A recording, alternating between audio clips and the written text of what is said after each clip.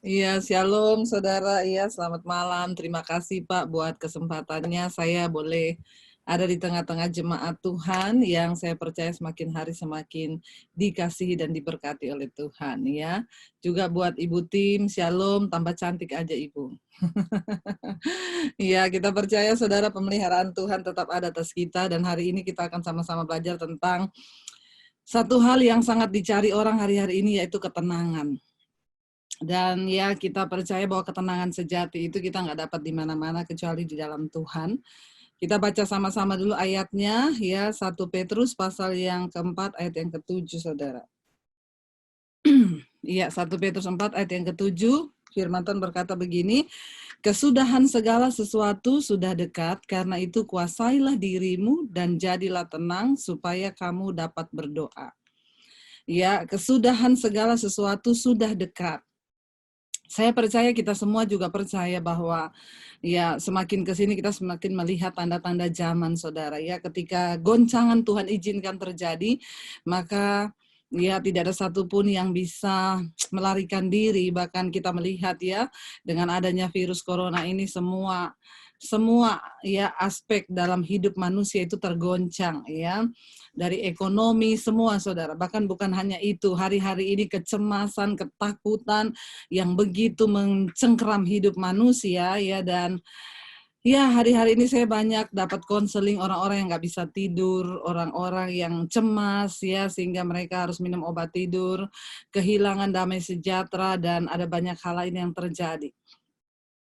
Firman Tuhan ini berkata dan mengingatkan kepada kita, kesudahan segala sesuatu sudah dekat.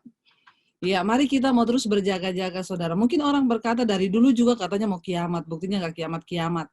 Sampai sekarang juga nggak kiamat ya. Kayaknya udah bosan dengar kata-kata kiamat, dari dulu kiamat, buktinya nggak kiamat-kiamat. Ya, saudara, ya kita nggak pernah tahu kapan waktu dan saatnya, tetapi Alkitab berkata, ya ada tanda yang Tuhan berikan. Dan hari-hari ini kita melihat tanda demi tanda terus tergenapi ya. Satu saat bahkan ya uang pun tidak bisa berbicara, dan kita juga semua nggak tahu kan kalau ke depan tiba-tiba semua berubah ya, nanti semua harus pakai chip atau apa dan lain sebagainya ya, dunia terus berubah, bahkan kita juga tidak mengerti. Tapi firman Tuhan mengingatkan kepada kita, kesudahan segala sesuatu itu sudah dekat. Dan apa yang harus kita lakukan sebagai orang percaya? Karena itu kuasailah dirimu dan jadilah tenang. Kalau ayat ini berkata kuasailah dirimu ya dan jadilah tenang, berarti siapa yang harus menenangkan diri kita? Ya, kita. Iya, benar ya, Pak. Tidak ada pendeta hebat, tidak ada dokter hebat, tidak ada psikiater hebat yang bisa menenangkan diri saudara kecuali dirimu sendiri dengan Tuhan. Ya, makanya saya selalu ulang-ulang ya, setiap orang yang datang, Bu, doakan Bu. Ada lagi yang bilang, Ibu saya pengen ketemu Ibu sekarang. Saya yakin waktu Ibu tumpang tangan atas saya, pasti saya tenang. Siapa ngomong? Ya, saya bilang belum tentu ya, mau tumpang tangan, tumpang kaki atau apa saja, ya nggak bisa. Bukan karena pendeta hebat, ya dokter hebat, yang bisa menenangkan saudara itu bukan siapa-siapa, tapi dirimu sendiri. Dan Alkitab berkata, ya karena itu kuasailah dirimu dan jadilah tenang. Ya, ini adalah sebuah kata perintah, jadilah tenang. Berarti kalau kita disuruh jadilah tenang, ya kita sendiri yang harus menenangkan diri. Ya, bagaimana caranya bisa tenang, saudara? Ayat ini berkata, kuasailah dirimu. Ya, kuasailah dirimu. Di dalam kitab Amsal dikatakan orang yang dapat menguasai dirinya, dia melebihi seorang pahlawan yang bisa merebut sebuah kota. Ya, merebut kota itu tidak mudah. Kemarin demo-demo itu mencoba merebut kota, mau menduduki istana. Yang datang ratusan ribu, bisa duduki kota? Nggak bisa. Menduduki sebuah kota adalah pekerjaan yang sangat sulit dan susah. Tapi Alkitab berkata, orang yang dapat menguasai dirinya sendiri melebihi seorang pahlawan yang bisa merebut sebuah kota. Berarti sesusah-susahnya merebut sebuah kota, lebih susah menguasai diri. Kenapa Bapak Ibu? Karena semua senter, pusat kehidupan dalam diri manusia itu sebenarnya ada pada dirinya sendiri. Tidak ada satupun keadaan di luar diri kita yang bisa mempengaruhi kita kalau kita nggak masukin itu di dalam diri kita. Kalau kita tidak mengizinkan dia menguasai kita. Barusan ada orang telepon sama saya ya, dari Perancis ya. Bu, saya nih dari Perancis, Bu. Saya ini ya nonton khotbah-khotbah Ibu, saya diberkati. Saya punya persoalan, Bu. Ya, persoalan apa? Ini aduh benar-benar sangat mengganggu diri saya. Saya orang Indonesia, saya nikah sama suami orang Perancis. Jadi mertua saya itu orang Perancis, Bu, ya. Dan mereka itu aneh sekali, Bu, mertua saya ini. Ya, pokoknya prinsip-prinsipnya itu nggak sesuai kebenaran, tetapi aneh, Bu. Contoh, ya mereka itu banyak uang, Bu, tapi rumah itu nggak diperbaiki. Mereka tinggal di rumah yang sebenarnya nggak layak banget lah. Saya itu risih melihat mereka itu tinggal di rumah yang nggak layak. Jadi saya bilang, ya Mam, Pap, ya perbaikilah rumah. Ya nggak mau, Bu, malah ngajak saya berantem. Terus masalahnya apa? Ya jadi saya tuh tiap hari tuh, aduh ya saya tuh kayak musuhan sama mertua saya. Ya, terus saya tanya sama dia, Bu, apa yang dia lakukan yang merugikan Ibu? Dia mencampuri keluarga Ibu? Dia mencampuri anak-anak Ibu? Enggak sih, cuma saya risih lihat cara hidupnya. Yang bermasalah tuh Ibu, bukan mertua Ibu. Ya iya enggak, Bu, saudara? Ya ngapain juga Ibu ngurusi kalau dia nggak mau perbaiki rumah, ya biarin aja orang dia yang tinggal. Kadang-kadang manusia itu, ya gini loh, saya bilang kenapa Ibu stres? Sebenarnya ini bukan masalah. Ibu stres karena Ibu berusaha mengendalikan semua keadaan sesuai yang Ibu mau. Saudara, kita nggak pernah bisa merubah suami. Kita nggak pernah bisa merubah istri. Kita nggak pernah akan bisa merubah anak. Kita tidak pernah bisa merubah siapapun. Tetapi kabar baiknya, kita bisa mengatur cara kita berespon. Ketika kita bisa menguasai diri, saya bilang, aduh Bu ya, jadi apa yang harus saya lakukan ya Bu Debbie? Ini sebenarnya nggak ada masalah, kecuali mertua Ibu itu suruh Ibu anaknya harus begini, dididik harus begini, nah itu jadi masalah. Tapi kalau cuma Ibu yang risih lihat gaya hidup mereka, rugi Bu, orang mereka enjoy aja, Ibu yang stres. Ya lebih saya sih melihat Ibu sih agak-agak aneh ya. Nggak usah terlalu digubris, orang dia menikmati rumahnya kok begitu. Ya terus iya juga ya Bu Debbie, ya iya masalahnya di mana? Ya istri-istri, seringkali engkau ribet sendiri karena engkau berharap suamimu menjadi seperti yang kau mau. Demikian juga bapak-bapak. Kita berharap istri menjadi seperti yang kita mau. Dan kalau itu nggak tercapai, kita stres. Ya, kita nggak akan pernah bisa mengubah orang lain. Makanya kalau hari-hari ini ada orang konseling, Bu, suami saya selingkuh, Bu. Kemarin ada ibu-ibu, Bu Debbie, teleponnya aja udah gini, Bu Debbie, iya, kenapa Bu? Saya sudah bosan hidup, mau mati. Ya, biar saya doakan kalau udah bosan hidup. Makanya untung saya ini bukan gembala seperti Pak Timothy ya. Kalau Pak Timothy dikeluhkan jemaat begitu, jangan sekali-sekali mau mati. Nanti mereka pecat Bapak loh jadi gembala. Ya, tapi karena saya bukan gembala, enaknya saya di situ, Pak. Saya bisa langsung ngomong, ya Ibu mau mati kalau udah bosan hidup. Enggak Bu, saya ini baru keluar rumah sakit jiwa. Oh kenapa Bu? Gara-gara suami saya selingkuh. Ya ampun Ibu, suami yang selingkuh, Ibu yang gila.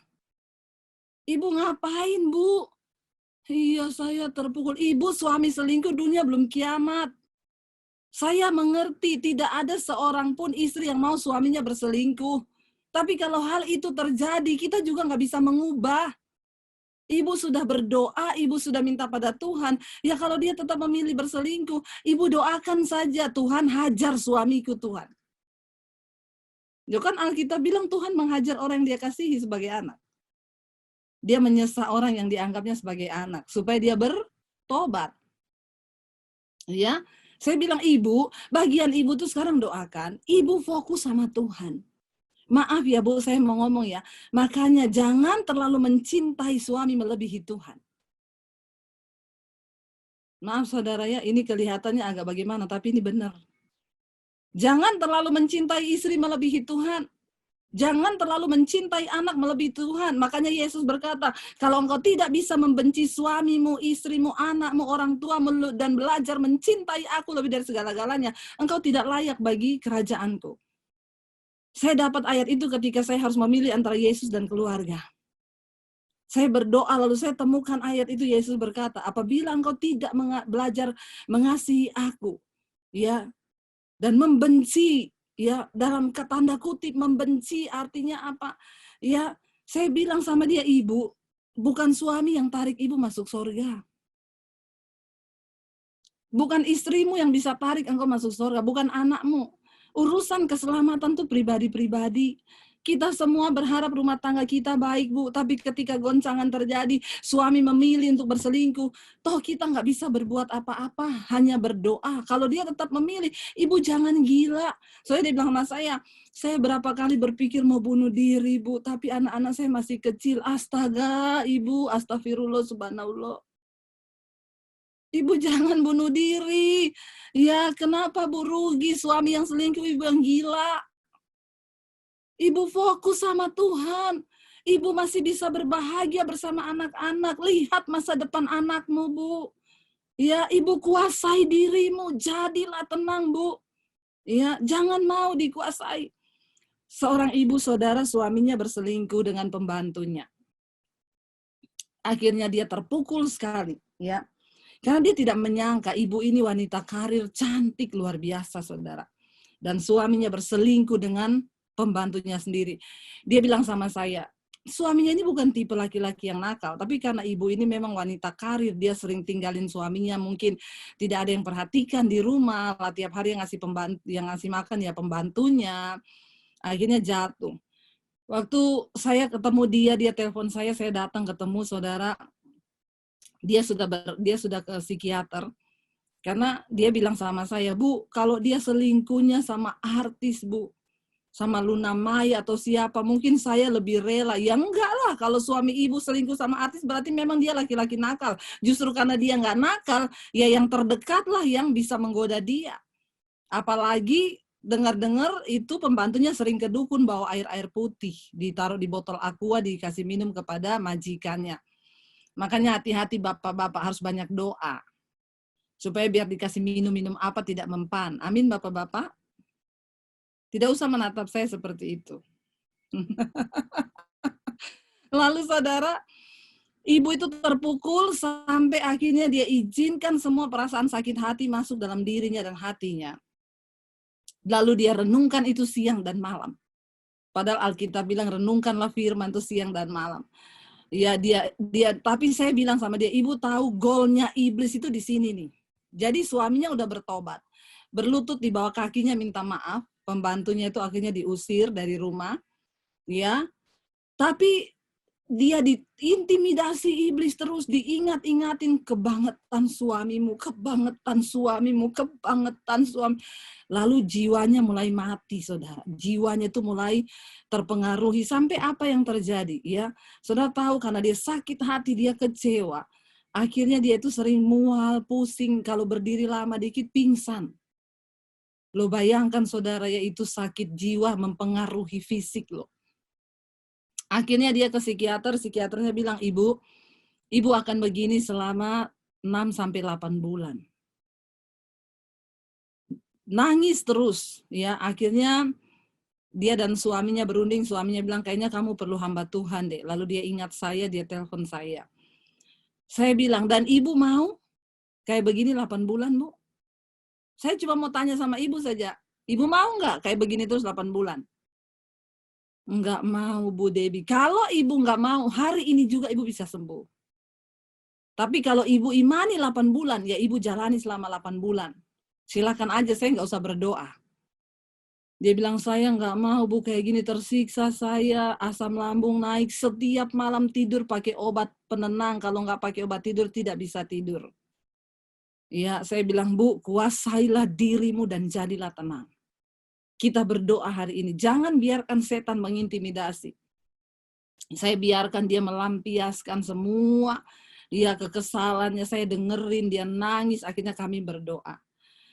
Puji Tuhan saudara, sejak saat itu saya berdoa, suaminya telepon saya, Bu terima kasih ya, sejak ibu berdoa buat istri saya, dia nggak pernah tidur pakai obat tidur lagi.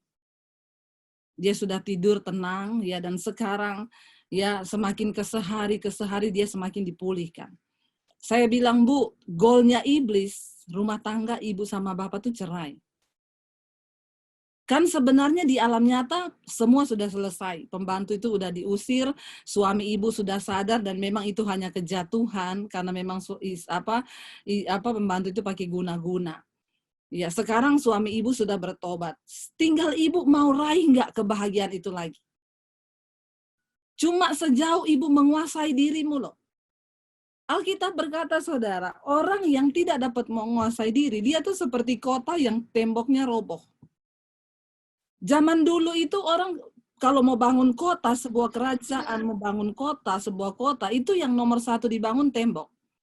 Sebagai pembatas, itu bicara juga tentang benteng. Ya, kekuatan untuk menjaga kota itu. Nah, Alkitab berkata, orang yang tidak dapat menguasai diri itu, dia seperti kota yang temboknya roboh. Artinya apa? Nggak ada perlindungan. Semua serangan bisa masuk. Masalah kecil apa aja dia meledak, saudara. Ada apa aja meledak, apalagi dengan pandemi ini, saudara ya. Makanya tingkat perceraian itu naik tinggi sekali di Jawa Barat ya. Setiap hari hanya dibatasi 100 kasus perceraian. Yang daftar ribuan. Kenapa? Ya, stres, orang diintimidasi iblis dari segi kanan kiri, keuangan. Ya, apalagi suami istri yang tidak pernah ketemu dulu, ketemu jarang-jarang, sekarang kumpul 24 jam. Ya, waktu mereka kerja dari rumah. Waduh, ya itu baru terasa tuh. Apalagi kumpul nggak ada duit. Aduh, saudara ya, tapi saya yakin ini hari-hari pemurnian. Disinilah Tuhan sedang memurnikan kita. Kita bisa nggak menguasai diri kita? Ya, saya berdoa Bapak Ibu semua saudara yang mengikuti malam ini, ayo kita buktikan kita pemenang-pemenang kehidupan iman bersama Tuhan. Masa pemurnian ini kita mau bilang, Tuhan kami semakin intim suami istri, kami semakin kuat di dalam Tuhan, kami mau semakin mengandalkan Tuhan. Saya melihat orang-orang yang mengandalkan Tuhan mendapat pembelaan dari Tuhan, saudara. Dari segi ekonomi mereka dibela Tuhan. Dari segi semuanya Tuhan itu pulihkan. Tidak ada perkara yang mustahil. Ini waktunya Tuhan menyatakan perbedaan. Keadaan boleh berubah, musim boleh berubah. Tapi kita punya Tuhan yang tidak berubah kan? Bahkan dia sanggup membuka jalan-jalan yang tertutup. Saya mau bilang kepada saudara, hari-hari ini saya diberkati Tuhan luar biasa. Apa yang tidak pernah kita pikirkan itu yang Tuhan sediakan. Ya, saya di masa pandemi ini dikasih Tuhan talenta baru, saudara, yaitu melukis. Ya, saudara mungkin sudah dengar kesaksian saya. Ya, dan apa yang nggak pernah saya pikirkan loh. Ya, tiap ngelukis, upload di Instagram. Saya nggak pernah tulis dijual, nggak pernah. Cuma ngupload, terima kasih Tuhan jadi satu lukisan. Yang inbox nanti beberapa orang. Bu, saya mau, Bu, saya mau, Bu, saya mau, Bu. Berapa, Bu? Terserah, nggak ada harganya. Ya, itu saudara, saya melihat Tuhan itu dahsyat. Itu orang-orang, saya ini bukan pelukis. Ya, itu orang transfer harga lukisan pertama saya 10 juta, yang kedua 10 juta, yang ketiga 10 juta, yang keempat 75 juta. Siapa saya? Sampai hari ini, ya, kemarin saya angkat satu lagi, yang pesen 3 orang. Saya bilang, udah laku Bu, bikinin lagi Bu, saya mau yang kayak itu. Satu lagi, saya mau tetap yang kayak itu, Bu. Saya itu sampai Tuhan, dan saya nggak pernah menentukan harga loh. Tuhan memberkati hari ini. Yang pesan lukisan itu antri. Saya bilang sabar ya, karena kalau nggak mood nggak bisa ngelukis. Apa yang nggak pernah kita pikirkan, sampai suami saya aja bingung waktu saya suruh beli kanvas sama tinta. Dia bilang, buat apa? Ngelukis. Kamu ngelukis? Iya. Kita menikah 20 tahun, saya nggak pernah lihat kamu tuh gambar apa-apa bagus, nggak ada. Ya beliin aja, nggak tahu saya pengen pokoknya. Ya udah dibeliin, saya bikin, saudara. Ya, dan orang-orang pada ngomong, Bu, nggak mungkin deh Ibu kalau nggak pernah melukis kayak begini hasilnya. Ya saya juga nggak tahu, saudara. Tapi Tuhan itu sanggup. Saya melihat pemeliharaan Tuhan itu hari-hari ini dahsyat luar biasa. Apa yang dulu tidak pernah muncul, tidak pernah kita pikirkan, yaitu Tuhan sediakan. Pemeliharaan Tuhan bagi kami sekeluarga itu wow. Ya, sebelum pandemi saja channel YouTube saya itu 80.000 subscribe. Sekarang 250.000 subscribe. Tuhan itu, sampai orang itu telepon saya, Bu, bagaimana caranya, Bu, biar subscribe-nya banyak. Saya bilang, saya nggak tahu, saya nggak pakai apa-apa, saya cuma apa adanya aja, kita nggak pernah iklan, nggak pernah apa. Satu hari nambah 1.000, setiap hari. Padahal saya lihat itu dari konten dari YouTube. Ya, YouTube itu bilang, kalau ada orang dalam 1 minggu nambah 1.000, itu pasti hacker. Saya 1 hari 1.000, hackernya siapa coba? Malaikat. Ya, saya cuma bilang apa yang nggak pernah kita pikirkan itu Tuhan sediakan. Ya, dan saya melihat bagaimana pemeliharaan Tuhan dulu yang kita nggak ngerti. Benar saudara, apa yang tidak kita mengerti waktu kita taat saja. Saya juga tidak mengerti Tuhan itu benar-benar mendesak-desak saya tahun lalu itu suruh aktif di YouTube. Saya nggak tahu untuk apa. Saya baru mengerti sekarang ketika pandemi gereja nggak boleh beribadah. Semua jemaat itu bingung mau cari makanan tuh di mana. Kalau gereja yang sudah ada YouTube, puji Tuhan kayak City of Love sudah ada YouTube dari dulu. Tapi banyak gereja yang nggak punya channel YouTube. Jemaatnya bingung saudara, ya. Dan saudara tahu hari-hari ini yang masuk di channel saya rata-rata bukan orang karismatik. Orang HKBP Protestan yang luar biasa. Sekarang mereka mulai tanya Roh Kudus, mereka mulai tanya baptisan. Ada seorang majelis yang ngomong, Bu, saya mau dibaptis selam, Bu. Saya ngikuti khotbah-khotbahnya Bu Debbie. Saya seorang majelis, Bu, di gereja HKBP, tapi saya mau menggenapi firman Tuhan. Wow. Ya, saya bilang, Ibu cari aja gereja karismatik yang dekat rumahnya Ibu. Ibu tinggal di daerah mana? Di Medan, Bu. Udah, Ibu cari gereja karismatik di sana. Ibu datangi, pendetanya bilang mau dibaptis selam. Tapi saya nggak usah pindah gereja, nggak apa-apa. Untuk sementara nggak usah. Nanti paling kalau Roh Kudus tuntun, Ibu akan cari yang benar juga. Saya melihat orang Muslim WA saya.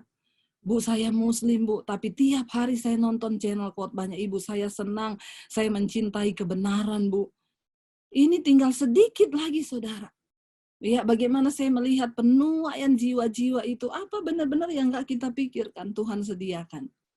Makanya saya mau berkata, ini waktu-waktu pemurnian.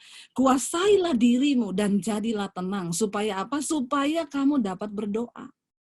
Ternyata supaya kita bisa berdoa dengan berdoa yang berkuasa, kita harus tenang dulu. Kenapa? Orang yang tenang itu berarti orang yang percaya pada Tuhan. Di dalam Yakobus dikatakan, kalau engkau meminta sesuatu pada Tuhan, mintalah dengan iman dan jangan bimbang hatimu. Karena orang yang bimbang tidak mungkin menerima sesuatu dari Tuhan. Dia seperti gelombang laut yang diombang-ambingkan kian kemari seperti angin. Dia tidak akan mendapat apa-apa dari Tuhan, sebab orang yang mendua hati tidak tenang hidupnya. Kenapa kita perlu tenang baru kita bisa berdoa? Karena orang yang tenang artinya orang yang mempercayai Tuhan. Kalau orang nggak sungguh-sungguh percaya Tuhan, dia nggak bisa tenang. Mari kita teguhkan hati dan iman kita. Kita mau berpegang pada firman Tuhan. Tuhan, aku mau jadi tenang. Jadi tenang. Dan Alkitab berkata, di dalam tinggal tenang terletak kekuatanmu. Mari tenangkan diri. Kuasai diri kita. Ya, kalau jiwamu itu bergejolak, mari seperti Daud berkata, hai jiwaku, pujilah Tuhan. Mengapa engkau gundah gulana di dalam aku? Pujilah Tuhan, percayalah akan kebaikannya. Ketika kita sungguh-sungguh melakukan firman, saudara, hari-hari ini kita dituntut menjadi pelaku-pelaku firman. Bukan cuma mendengar, kita ada di waktu-waktu yang singkat. Kita sedang berpacu dengan waktu untuk mengejar perkenanan Tuhan. Dan kita berdoa, saya dari dulu setiap kali berdoa, Tuhan, aku mau berada di tempat di mana Tuhan berada. Saya nggak mau pelayanan, tapi saya tidak berada di dimensinya Tuhan. Saudara ingatkan tahun lalu kita khotbah dimensi Tuhan, dimensi Tuhan, dimensi Tuhan. Tahun 2020 adalah tahun dimensi yang baru. Saya selalu ngomong, kalau memasuki tahun dimensi yang baru itu jangan pikir yang enak. Kenapa? Dimensi Tuhan dengan dimensi manusia itu berbeda. Karena waktu kita mau dibawa ke dimensinya Tuhan, itu pasti akan ada goncangan yang luar biasa. Dan ini terjadi kan saudara? Jangan bertanya lagi, ini penggenapan. Ya kita cuma tinggal menjalani aja. Ya bukankah dari dulu kita memasuki dimensi yang baru? Ya inilah dimensi Tuhan yang baru itu. Di mana setiap orang sekarang dipaksa untuk kamu mau percaya Tuhan atau percaya apa sekarang? Bahkan harta aja sekarang nggak bisa lagi dipegang, saudara. Ya, teman-teman saya pada kena tuh saham 50 miliar, 100 miliar. Aduh. Ya, saudara, jadi memang ternyata jadi orang kaya juga susah ya. Kalau kebanyakan uang itu juga nggak bingung mau taruh di mana ternyata. Makanya nggak usah minta terlalu kaya-kaya banget lah ya. Biar nggak bingung taruh uangnya di mana. Ya, iya saudara ya, karena bingung akhirnya masukin itu, kasihan sekarang mereka, Bu, gimana ya? Ya udah, itu sudah satu paket. Kan Alkitab bilang, siapa yang ingin cepat kaya pasti jatuh dalam berbagai-bagai pencobaan. Ya, jadi kalau pengen cepat kaya ya pasti ada pencobaan, ya itu udah paketnya. Jalani aja dengan ucapan syukur. Ya, mari kita hari-hari ini kita sedang dipaksa untuk masuk ke dimensi, kita harus mempercayai firman. Nggak ada pilihan lain loh. Dan hanya orang-orang yang mempercayai firman yang akan melihat mujizat terjadi di dalam hidupnya. Jangan terlalu ketakutan berlebihan. Saudara tahu hari-hari ini yang sedang ditebar apa? Roh ketakutan. Semua orang sedang takut akan kematian. Tapi saya diingatkan Tuhan, kamu jangan cuma takut kepada virus corona yang hanya berkuasa membunuh tubuh, tapi tidak berkuasa membunuh jiwa. Takutlah kepada Yesus yang berkuasa membunuh tubuh maupun jiwamu di dalam neraka. Saya tuh punya prinsip, saudara, kalau belum waktunya mati, nggak mati.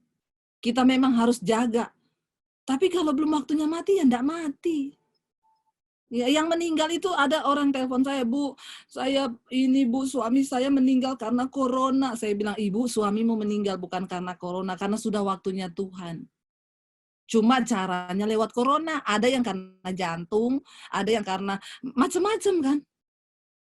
Benar nggak, saudara? Jangan menggeser imanmu karena keadaan. Kita harus tetap percaya bahwa Tuhan yang pegang kendali atas hidup kita. Tuhan yang pegang kendali. Hidup matiku di tangan Tuhan. Ya, makanya orang-orang datang, Bu saya positif. Nggak apa-apa, jalani, bersuka cita. Buktinya yang telepon pada saya banyak banget yang positif, sembuh tuh, nggak kerasa apa-apa. Ya, saya tanya, demam nggak? Nggak. Sesek nggak? Nggak. Batuk nggak? Nggak. Ya udah, bersuka cita aja. Kalau kamu takut malah sesek loh. Iya nggak, saudara? Ya, seseknya bukan karena virus, karena takut. Orang tuh kalau takut jantungnya berpacu cepat. Ya makanya sesek. Saudara hari-hari ini banyak-banyaklah tersenyum ya Bapak-bapak. Coba berikan senyum dulu sedikit saja. Ya, jangan mukanya cemberut, saudara. Ya, kita ini harus banyak bersuka cita hari-hari ini. Supaya kita melihat mujizat Tuhan, terutama suami istri harus banyak bergandengan tangan. Jangan berantem, jangan marah-marahan. Ya, carilah sesuatu untuk bisa berbahagia. Ya, saya sama suami kalau sore-sore, ya kita ngapain? Kadang main balon, main takraw pakai balon. Lucu, anak saya kepingkel-pingkel ketawa lihat saya sama suami main takraw pakai balon. Jadi pakai kepala gini tuh loh balon. Kita ketawa sampai lucu sampai keringetan. Ada banyak cara untuk kita mencari kebahagiaan. Jangan biarkan pupus bahagiamu dalam rumah tangga. Cuma gara-gara keadaan. Ya Tuhan berkata kan, kalau orang hidup rukun bersama, kesanalah Tuhan perintahkan berkat-berkatnya. Tapi kalau saudara berantem terus, malaikat udah mau datang kirim berkat sampai di atas rumah, ya lagi berantem, nggak jadi, balik lagi malaikatnya. Tuhan bilang ke rumahnya Bu Debbie aja, wah ke rumah saya dia. Haleluya.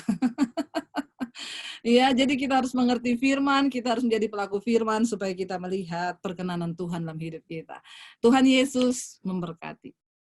Terima kasih Pak Tim.